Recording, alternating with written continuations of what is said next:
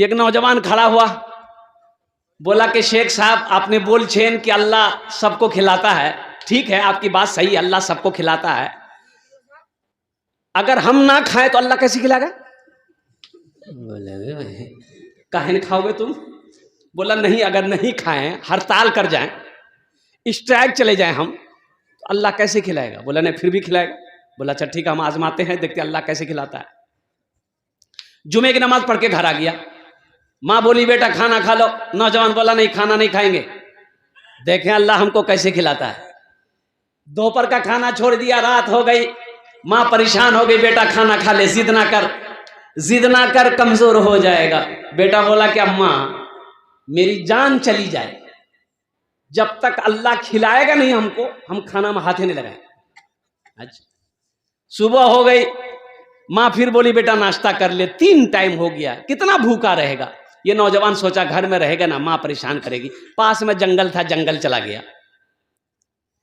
अच्छा जंगल में जाके सो गया, माँ को पता चला कि मेरा बेटा जंगल में जाके सो गया है, तो बेहतरीन खाना बनाई, बिरयानी बनाई, पुलाव बनाई, मटन बनाई, चिकन बनाई, थाल में सजाकर जंगल लेकर चली गई, मेरा बेटा खा ले।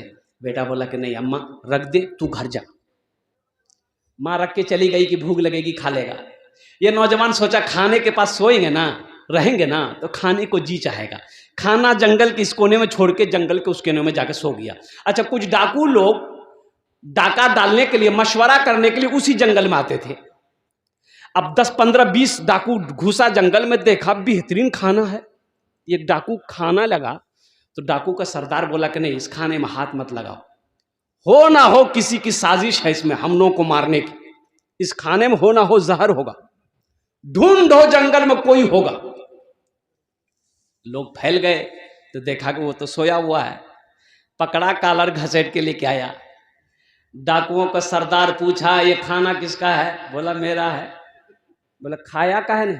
बोला नहीं खाएंगे।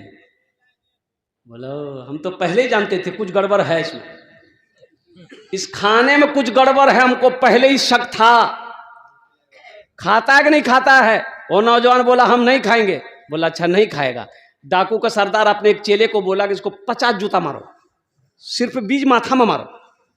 अभी 25 जूता लगा था, हाथ जोड़ के खड़ा हो गया, बोला मत मारिए, आप मार नहीं खाएंगे, हम खाना खाएंगे। बोला खाना खाओ।